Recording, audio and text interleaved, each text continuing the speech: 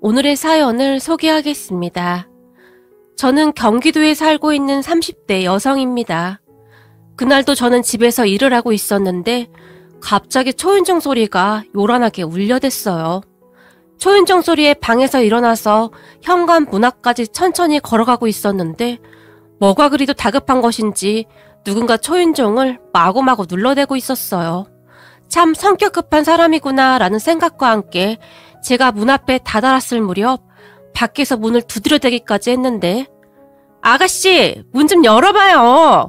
이제 제 얼굴 안 보고 살겠다는 거예요? 라고 소리치는 목소리가 들려왔고 그 목소리를 듣던 순간 저도 모르게 인상이 찌푸려졌어요. 왜냐하면 제게는 전혀 반갑지 않은 그런 사람이었거든요. 사람이 살다 보면 목소리만 들어도 짜증나는 그런 사람이 있잖아요. 제게 있어 큰 새언니는 그런 사람이었는데 큰 새언니는 참 이기적이고 배려심이 없는 그런 사람이거든요. 그렇게 제가 인상을 잔뜩 쓴 채 문을 열었고 저를 보자마자 큰 새언니가 아가씨, 도대체 왜 이렇게 문을 늦게 여는 거예요? 라며 제게 짜증을 내기 시작했어요. 언니도 알다시피 제 몸이 좀 그렇잖아요. 너무 오랜만에 봐서 제 몸이 이런 거 잊으셨나 보네요. 제가 어이없다는 듯이 큰 새언니를 바라봤어요. 아참, 그랬지? 라며 큰 새언니가 제 다리를 힐끔 쳐다봤는데 저는 그런 큰 새언니의 눈빛이 그렇게 싫을 수가 없었어요.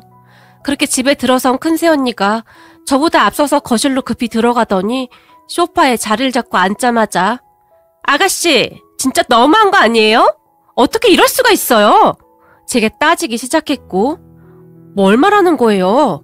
제가 어이없다는 표정으로 큰 새언니를 다시 바라봤어요.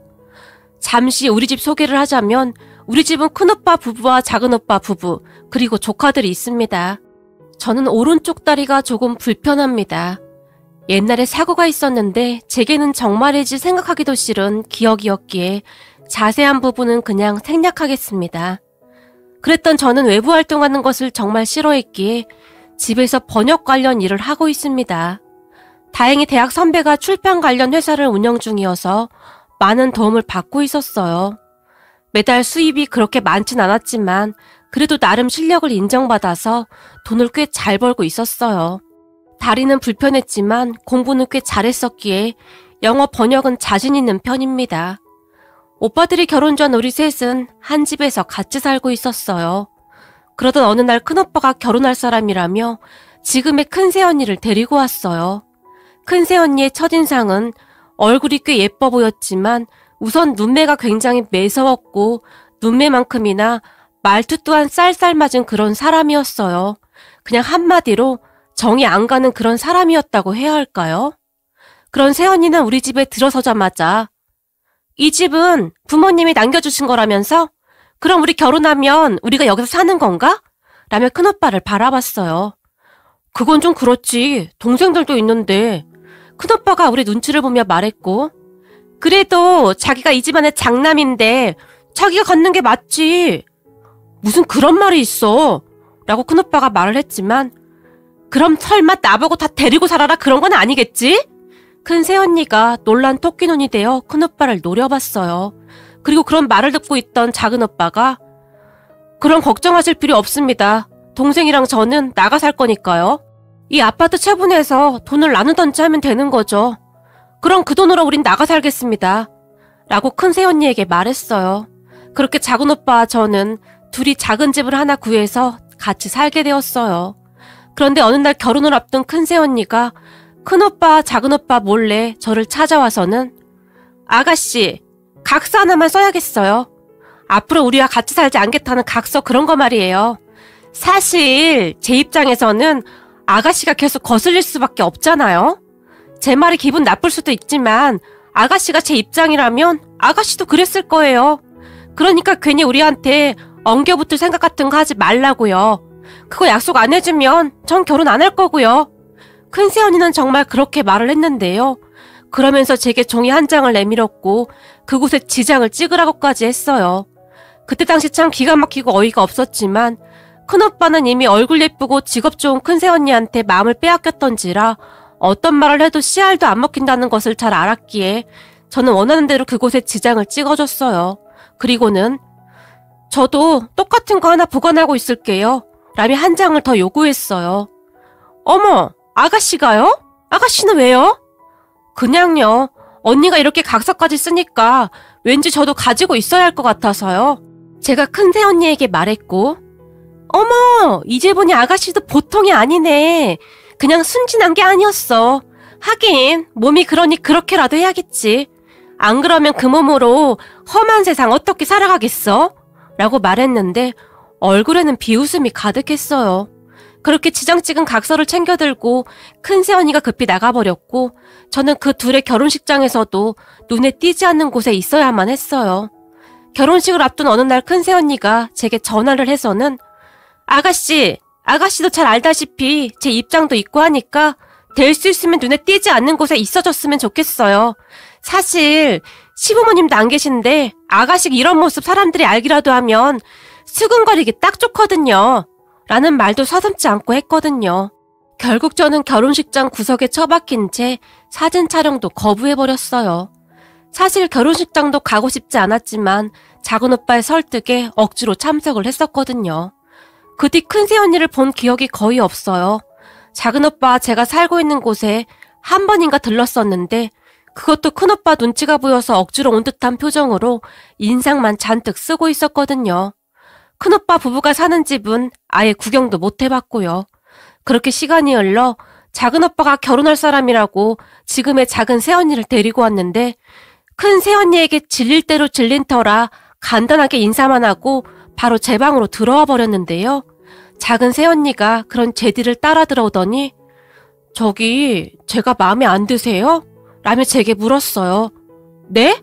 그게 무슨 말씀이세요?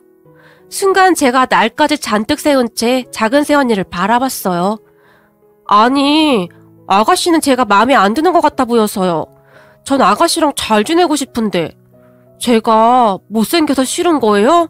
작은 새언니가 고개까지 푹 숙이며 물었어요. 네? 아니 그게 무슨 말이에요? 뜬금없는 작은 새언니의 말에 제가 많이 놀란 채 다시 물었어요. 아니 그렇잖아요. 아가씨는 얼굴이 엄청 예쁜데 아무래도 저는 얼굴이 이래서 싫어하는 게 아닌가 해서요. 사실 얼마 전에 아주버님 부부 만나고 왔는데 형님도 얼굴이 상당히 예쁘시더라고요. 모두들 얼굴이 다 잘생기고 예쁜 것 같은데 제가 이래서 싫어하는 게 아닌가 해서요. 작은 새언니가 풀이 죽은 채 말했어요. 그런 작은 새언니의 말에 제가 깜짝 놀란 채 아니 무슨 그런 말이 있어요. 언니 얼굴이 어디가 어떻다고요? 라고 물었는데요. 눈은 엄청 작지 코는 벌렁코에 사실 그렇잖아요. 근데 아가씨는 눈도 엄청 크고 코도 오똑하고 그리고 얼굴도 엄청 작고요. 그래서 혹시 제가 마음에 안 드는 거예요? 작은 새언니가 여전히 고개를 푹 숙인 채 물었어요. 그런 작은 새언니의 말에 저는 그저 황당할 수밖에 없었는데요. 아니, 언니 그게 아니라 제 다리가 이래서 혹시 저 때문에 우리 오빠랑 결혼 안 한다고 할까봐 눈치 보여서 그런 거예요. 그러니까 괜히 이상한 생각하지 마세요. 라며 제가 놀라서 대답했어요. 아가씨 다리요? 아, 조금 불편한 거요? 근데 그게 왜요? 그게 무슨 문제예요? 아가씨는 얼굴도 예쁘고 머리도 똑똑하고 거기다 영어도 엄청 잘하고 그런데 그게 무슨 문제가 돼요? 라며 작은 새언니가 오히려 저를 이상하다는 듯이 바라봤고 제가 당황한 채 어버버 하고 있었는데 그런 저를 보던 작은 새언니가 갑자기 제게 자신의 귀를 보여주며 아가씨, 제 귀 봐봐요. 제 양쪽 귀가 확연하게 다르게 생겼죠? 라고 작은 새언니가 제게 아무렇지도 않게 물었는데요. 그 말을 듣고 가만히 보니 정말로 작은 새언니 양쪽 귀의 크기가 많이 달랐어요. 우리 엄마 말로는 뱃속에 제가 있는 줄 모르고 감기약을 꽤 오래 먹었다는데요. 의사가 걱정을 많이 했대요. 그런데 우리 부모님은 별 상관도 하지 않고 저를 낳았대요. 제가 태어났는데 손가락이랑 발가락이 다 있길래 다행이다 싶었다는데 나중에 보니 귀가 짝짝이더래요. 하지만 우리는 다들 별 상관 안 하고 살고 있었어요. 물론 가끔 친구들이 놀리긴 했지만 전 더 당당하게 귀를 다 보이고 다녔어요. 그게 뭐가 중요하겠어요. 나만 괜찮으면 되는 거지. 거기다 아가씨는 태어날 때부터 불편했던 게 아니라 사고로 그렇게 됐다면서요? 근데 그게 무슨 문제가 돼요? 라며 작은 새언니가 저를 보며 활짝 웃기까지 했는데 제가 뭐라고 말하기도 전에 작은 새언니가 계속 말을 이어갔어요. 그럼 저 싫어하는 거 아닌 거죠? 그럼 나와서 같이 수다 떨어요. 전 아가씨 일하는 것도 궁금하고 그렇단 말이에요. 그리고 결혼하면 우리 같이 살아야 하는데 빨리 친해져야죠. 우리 결혼하면 저한테 영어 가르쳐 줄 수 있어요? 라고 물었어요. 잠깐만요. 지금 뭐라고 했어요? 우리가 같이 살아요? 제가 깜짝 놀라 작은 새언니를 바라봤어요. 네, 당연히 같이 살아야죠. 지금도 오빠랑 같이 살잖아요. 그러니까 그냥 저만 추가됐다고 생각하면 돼요. 전 밥만 먹여주고 재워만 주면 뭐든지 정말 열심히 잘할 자신 있거든요. 라며 작은 새언니가 그저 해맑게 웃고 있었어요. 그런 작은 새언니를 보며 큰 새언니가 떠올랐는데 둘이 어쩜 그리도 다른 것인지 신기할 정도였답니다. 그렇게 작은 오빠 부부가 결혼을 했고 우리 셋이서 같이 살게 되었어요. 작은 새언니는 그냥 해맑고 또 해맑았는데 퇴근해서 집에 들어오면 쉴 새 없이 저와 수다를 떨어댔어요. 아가씨, 우리 회사 부장님 별명이 뭔 줄 아세요? 미친 개요, 미친 개. 진짜 그런 인간이 부장은 어떻게 달았나 몰라. 그런데 그 부장이 가발을 쓰고 다니거든요. 오늘 보니 그 가발이 삐뚤어져 있는 거예요. 회의하는데 그거 보면서 웃음 참느라 다들 미치는 줄 알았잖아요. 라며 깔깔거리며 웃어댔는데요. 그런 작은 새언니 덕분에 저도 같이 웃는 날이 많아졌고 맨날 방에만 틀어박혀 있었는데 어느새 작은 새언니와 쇼핑도 다니고 산책도 하면서 성격이 많이 바뀌어가고 있었어요. 거기다 작은 새언니 부모님, 그러니까 사돈어르신들도 참 좋은 분들이셨는데 명절에 우리 집에서 간단히 음식 차려서 차례를 지내고 난 뒤 다 같이 사돈어르신 댁에 가서 맛있는 것도 먹고 놀다 오곤 했어요. 그런 작은 새언니에게는 남동생이 한 명 있었는데 저와 나이도 비슷했고 대학은 다르지만 저와 같은 영어 영문과를 나와서 영어 학원에서 학생들을 가르치고 있었어요. 우리는 서로 관심사가 비슷해서 그랬는지 말도 잘 통했고 제가 사돈어른 댁에 방문할 때면 작은 새언니 남동생 방에서 마치 친한 친구처럼 수다도 떨곤 했었는데 제가 하고 있는 영어 번역이나 교육에 관련해서 시간 가는 줄 모르고 대화를 하기도 했어요. 그러다가 나중에는 정말이지 세상에 둘도 없는 친한 친구가 될 정도였어요. 그동안 친구도 별로 없었는데 새 친구가 생긴 것도 좋았고 사돈 어르신도 저를 참 많이 예뻐해 주셨어요. 특히 안사돈 어르신은 우리 사돈 처녀는 무슨 인형같이 생겼어. 눈도 예쁘고 코도 예쁘고 입도 예쁘고 그냥 다 예쁘단 말이야. 아무리 봐도 며느리감으로 딱이야. 나 같았으면 벌써 며느리 삼았어. 라며 사돈 어르신 댁에 갈 때마다 제 옆에 앉으셔서 저를 안아주시곤 했어요. 그런 안사돈 어르신을 보며 돌아가신 우리 엄마가 생각나서 처음에는 눈물도 많이 흘렸지만 차츰차츰 그 모든 것이 익숙해져 갔고 나중에는 그냥 가족같이 그렇게 지내고 있었어요. 그러다가 얼마 뒤에 조카들이 태어났고 아무래도 집이 조금 작은 것 같아서 제가 모아놓은 돈과 작은 오빠 부부가 모은 돈을 보태서 큰 집으로 이사를 갔는데 우리가 이사를 갔다는 말을 듣고 큰 새언니가 그날 그렇게 득달같이 쫓아온 겁니다. 그런 큰 새언니를 보며 정말 황당할 수밖에 없었어요. 결혼식 날 멀리서 잠깐 보고 그날 처음 본 게 아닌가 싶을 정도였는데요. 갑자기 집에 들이닥쳐서는 제게 따지기부터 하는 게 아니겠습니까? 그런 큰 새언니의 모습에 그저 놀란 채 아무 말도 못하고 있었는데요. 다 알면서 시치미까지 떼고 그러세요? 라며 큰 새언니가 제게 다시 따져 물었어요. 언니, 말을 하려면 알아듣게 하세요. 집이 엄청 좋네요. 이 정도 집이면 엄청 비쌀 텐데 도대체 무슨 돈이 있어서 집까지 사서 이사를 한 거예요? 아니 그게 궁금해서 지금 여기까지 쫓아와서 이러는 거예요? 난 큰 새언니가 진짜 이해가 안 되네요. 한 번을 안 오다가 지금에야 찾아와서 왜 이러는 거죠? 제가 큰 새언니를 쏘아봤어요. 아니 무슨 돈이 있어서 이런 큰 집을 샀느냔 말이에요. 작은 오빠랑 제가 모은 돈 합친 거예요. 근데 그게 뭐가 어떻다고 이러는 거예요? 큰 새언니의 말에 정말 어이가 없었기에 저도 따져 물었어요. 예전 같았으면 그냥 얼버무리고 말았을 텐데 그쯤에서는 저도 제법 용기라는 것이 생겼기에 큰 새언니에게 당당하게 말했어요. 그러니까 아가씨가 돈을 왜 합치냐고요. 그리고 그이한테 들어보니 시부모님이 아가씨한테 따로 물려준 상가도 하나 있다고 하던데 혹시 그거 판돈으로 이사한 거 아니에요? 그럼 우리 목도 있는 거 아니냔 말이에요. 큰새언니가 저를 노려보기까지 했어요. 그럼 큰새언니의 말에 황당할 수밖에 없었는데요. 큰새언니도 큰새언니인데 우리끼리만 아는 그런 이야기를 하고 다닌 큰오빠에게 조금은 실망스럽기까지 했어요. 부모님이 살아계실 때 제 다리가 불편한 것에 대해 항상 걱정을 많이 하셨기에 부모님이 가지고 있던 상가를 제 명의로 돌려주셨거든요. 혹시나 싶어 부모님이 우리만 알고 있으라고 신신당부까지 하셨어요. 그런데 우리가 이사했다는 말에 큰새언니가 그 상가 이야기를 듣고 득달같이 쫓아온 거고요. 사실 그 상가가 1층에 몫이 좋은 곳에 있어서 예전과는 비교가 안 될 정도로 가격이 많이 올랐더라고요. 그렇게 제게 다짜고짜 따지고 드는 큰새언니에게 저는 잘 모르겠고 그때 아파트 판 돈 절반 넘게 가져갔잖아요. 그럼 된 거 아니에요? 그러니까 그만 돌아가세요. 라며 제가 말을 했지만 그때 상가 얘기는 없었잖아요. 상가도 당연히 나눠야 하는 게 맞는 거죠. 전 그 상가 팔 생각도 없으니까 그냥 가시라고요. 제가 목소리를 높였어요. 오늘은 이렇게 가지만 난 절대 그냥 못 넘어가요. 라며 큰새언니가 씩씩거리며 집을 나섰어요. 그리고 잠시 뒤 작은 새언니가 퇴근 후 돌아왔고 그날 큰 새언니가 다녀간 이야기와 함께 제 이름으로 된 상가 이야기까지 다 말했어요. 네? 아가씨 이름으로 상가가 있었어요? 근데 형님이 그걸 나누자고 한다고요? 죄송해요. 언니한테 말했어야 했는데 저도 번역 때문에 항상 바빴고 월세도 큰 문제 없이 들어오고 있어서 별 생각 없이 살고 있었어요. 미안할 게 뭐가 있어요. 그건 아가씨 건데요. 그이 오면 상의 좀 해볼게요. 그리고 그건 아가씨 거니까 잘 가지고 있어야 해요.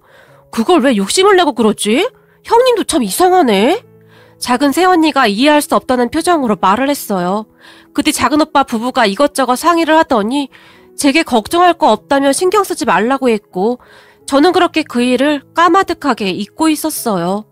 그러던 어느 날 집안이 발칵 뒤집어졌는데요. 사실 우리가 작은 새언니 친정집 근처로 이사를 갔었기에 서로 아무렇지도 않게 왔다 갔다 하면서 살고 있었어요. 그러니까 사돈 어르신들도 우리 집에 수시로 왔다 갔다 하셨고 우리도 사돈 어르신들에게 수시로 왔다 갔다 했고요. 그날도 안사돈 어르신이 파전을 먹자며 우리 집에 다 모였고 수다 삼매경에 빠져 있었어요. 그렇게 파전을 먹으며 TV에 나오는 개그 프로를 보면서 한바탕 배꼽을 잡으며 웃고 있었는데 잠시 후에 초인종 소리가 들렸고 작은 오빠가 문을 열어줬는데요. 세상에나 큰새언니와 큰새언니의 어머니가 같이 들어왔어요.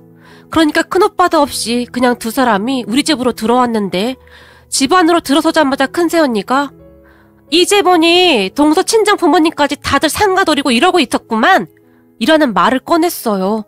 아니 머릿속에 어떻게 생겨먹었으면 그런 행동을 할 수가 있을까요? 그리고 큰새언니의 어머님은 왜 모시고 온 것인지 우리는 지금도 이해가 안 될 정도입니다. 그리고 그런 큰새언니의 비아냥대는 말에 작은 새언니가 형님 그게 무슨 말씀이세요? 우리가 상가를 노리다니요. 그리고 오랜만에 봤으면 인사부터 해야 하는 게 예의 아닌가요? 라며 화까지 참으며 큰새언니에게 또박또박 말했어요. 그렇잖아. 아무것도 모르는 아가씨 꼬셔서 지금 이러고 있는 거 아니냐고. 혼자 착한 척은 다 하면서 뒤에서 호박씨 까는 동서 같은 사람이 제일 무서운 사람이야. 큰새언니가 작은 새언니를 노려보며 말했어요. 형님, 도대체 무슨 말을 하는 거예요? 다 필요 없고 나 오늘 단판 지으러 왔어. 우리 남편은 착해 빠져서 들은 척도 안 하니까 나라도 나서서 해결해야 할 거 아냐? 그러니까 시부모님이 남겨주셨다던 그 상가 정확히 나눠야 한다고. 내가 법적으로 이것저것 알아봤는데 소송하면 우리도 분명히 권리가 있다고 하더라고. 라며 큰새언니가 저를 노려봤지만 옆에서 큰새언니의 말을 가만히 듣고 있던 작은 오빠가 참 신기하네. 우리 부모님이 살아계실 때 급히 내 동생 명의로 하자고 하길래 왜 그렇게 서두르시냐고 부모님께 물었었는데 엄마가 빨리 해야 한다고 그렇게 서두르시더니 그 뒤 몇 년 있다 두 분이 그리 되셨는데 지금 생각해보니 우리 부모님이 살아계셨을 때 뭔가 느끼셨나 보네. 이런 일이 일어날 줄 미리 알고 계셨던 것 같네요. 그게 어떤 상가인 줄 알기나 해요? 내 동생 다리가 왜 저렇게 된 줄 알긴 하느냔 말입니다. 그 얘기는 형한테 못 들었나 보네요. 라며 작은 오빠가 큰 새언니를 무섭게 노려봤어요. 우리 남편이랑 놀다가 그렇게 된 거라면서요? 맞아요. 물론 고의는 아니었지만 스키라곤 타본 적도 없는 동생을 데리고 높은 곳으로 올라가서 장난치며 억지로 밀지만 않았다면 그렇게 될 일도 없었을 거고 지금 제 동생 인생도 바뀌었을 겁니다. 그래서 부모님이 동생에게 상가를 준다고 했을 때 우린 다 찬성했던 거고요. 라고 작은 오빠가 말을 했는데 그때의 일이 다시 생각나는지 작은 오빠의 눈시울이 붉어져 있었어요. 어쨌든 우리한테도 지분은 있는 거라고요.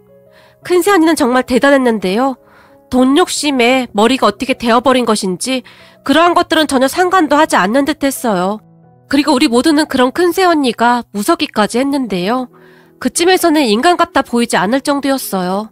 그런데 그 순간 작은 오빠가 우리 부모님이 참 현명하셨던 거네. 형수님 뭔가 단단히 착각하시나 본데요. 부모님 돌아가시고 난 뒤 형과 저는 그 상가에 대해 포기각서까지 썼거든요. 우리 부모님이 그러셨거든요. 다들 결혼하고 어떻게 될지 모른다고 하시면서 수시로 우리에게 포기각서 꼭 쓰라고 신신당부까지 하셨거든요. 부모님 돌아가시고 얼마 후에 우리는 부모님과 약속을 지키기 위해 포기각서 써서 공증까지 다 받아놨어요. 형한테 그 얘긴 못 들었나 보네요. 이래서 우리 부모님이 틈만 나면 포기각서 꼭 쓰라고 얘기를 하셨던 거구나 라고 말을 하던 작은 오빠가 씁쓸한 표정으로 웃었어요. 뭐요? 포기각서를 썼다고요? 그런 게 어딨어요. 큰새언니가 비명에 가까운 소리를 지르다가는 나가버렸어요. 그런 큰새언니를 보며 그저 기가 막힐 뿐이었는데요. 그 뒤 큰새언니는 조용했는데 아마도 여기저기 확인을 하고 다녔겠죠. 하지만 방법이 없다고 하지 않았을까 싶네요. 그렇게 우리 가족은 큰오빠 부부를 잊은 채 잘 살고 있었는데요. 그러다가 또 한 번 집안이 뒤집어지는 일이 생겼다고 해야 할까요? 그러니까 제가 결혼을 하게 되었는데 그 결혼 상대자가 작은 새언니의 남동생이었거든요. 제가 친구도 별로 없다 보니 유일한 친구인 작은 새언니 남동생과 허구한 날 같이 놀다 보니 서로 좋아하게 되었어요. 어느 날 작은 새언니의 남동생이, 그러니까 지금은 우리 남편이 꽃다발에 편지까지 들고는 저기 내가 진짜 100번 1000번 고민하다가 고백하는 건데 나 요즘 맨날 네 생각뿐이야. 우리가 사돈지간이라 이러면 안 될 것 같아서 진짜 고민 많이 했었거든? 근데 나 요즘 잠도 안 오고 그래. 내가 많이 부족하겠지만 진지하게 생각해주면 안 될까? 나 너랑 결혼하고 싶어. 라며 제게 꽃다발을 앞으로 쑥 내밀었는데 그런 남편의 손이 벌벌 떨리고 있었어요. 물론 저도 고민이 되긴 했지만 그런 남편의 손을 차마 뿌리칠 수가 없었는데 사실 저도 남편을 좋아하고 있었거든요. 작은 새언니와 마찬가지로 남편도 참 좋은 사람이었으니까요. 가족들에게 어떻게 말해야 하나 고민만 하다가 어느 날 가족들에게 둘이 결혼하고 싶다고 말을 했는데 우리의 말을 들은 가족들이 뒤로 넘어간 것은 말할 것도 없었고 말이죠. 하지만 사돈 어르신, 그러니까 지금은 우리 시어머님이시죠. 시어머님께서 하시는 말씀이 차라리 잘 아는 사람이 낫다. 저번에 사돈 보니까 무섭기까지 하더만. 남자든 여자든 집안에 사람이 잘 들어와야 해. 난 찬성이야. 요즘 겹사돈이 무슨 흠도 아니고. 우리도 사돈 처녀를 친딸처럼 생각했었는데 오히려 잘 됐어. 이런 며느리감이 어딨어. 심성 착하지, 똑똑하지, 거기다 예쁘기까지 하고. 사실 우리 아들에 비해 아주 과분하지 라는 말씀까지 해주셨어요. 그리고는 다시 작은 오빠를 바라보며 그래야 자네도 한시름 놓지 않겠나? 평생을 동생 걱정뿐인데 우리랑 있으면 그런 걱정할 필요도 없고 그냥 우리끼리 잘 살면 되는 거야 라는 말도 잊지 않았는데 그 말에 우리 작은 오빠의 눈에 눈물이 그렁그렁했어요. 그렇게 우리는 결혼했고 가까운 곳에 옹기종기 모여 살고 있어요. 거기다 제가 얼마 전에 아들까지 낳아서 우리 집은 축제 분위기입니다. 우리 아들 얼굴을 보며 다들 어찌나 기뻐하던지요. 이제 막 태어난 우리 아들을 보며 우리 시아버님이 다행이야, 코가 벌렁코가 아니야 라며 박수까지 치셨는데 그 모습에 우리 가족 모두 어찌나 웃었는지 모른답니다. 참 사람 인연이라는 것이 어쩌면 이렇게 되는 것인지 옛 어른들의 말씀처럼 집안에 사람이 잘 들어와야 한다는 말을 아주 격하게 공감하고 있답니다. 작은 새언니가 아니었다면 과연 저는 어떻게 되었을까 하는 생각을 가끔 해보곤 하는데요. 사실 저는 살면서 결혼이라는 것은 꿈에도 생각해보지 않았었는데 인생이 하루아침에 이리도 바뀌다니 놀라울 뿐입니다. 아마도 이 모든 것은 하늘에 계시는 우리 부모님이 제가 걱정이 되어 이어준 인연이 아닐까 싶기도 합니다. 평생을 제 걱정만 하셨으니까요. 그리고 나중에 큰 새언니가 우리 집에 찾아온 것을 알게 된 큰오빠가 난리가 났다는데 한동안 둘이 이혼을 한다 만다 난리도 아니었다네요. 제가 가지고 있던 상가 건물 이야기도 정말 우연찮게 나온 모양인데 큰 새언니가 그렇게 득달같이 쫓아온 것에 대해 큰오빠도 충격을 받았더라고요. 둘은 그 뒤에도 산다 만다 그러고 살고 있다고 하는데 서로 얼굴 볼 일 없어서 그냥 잊고 살려고 노력 중입니다. 큰 새언니와 앞으로 만나는 일이 없었으면 좋겠네요. 그리고 우리 시부모님과 작은 새언니에게 항상 감사하다는 말을 하고 싶습니다. 오늘의 사연은 여기까지였습니다. 즐겁게 보셨다면 구독, 좋아요 부탁드립니다. 고맙습니다.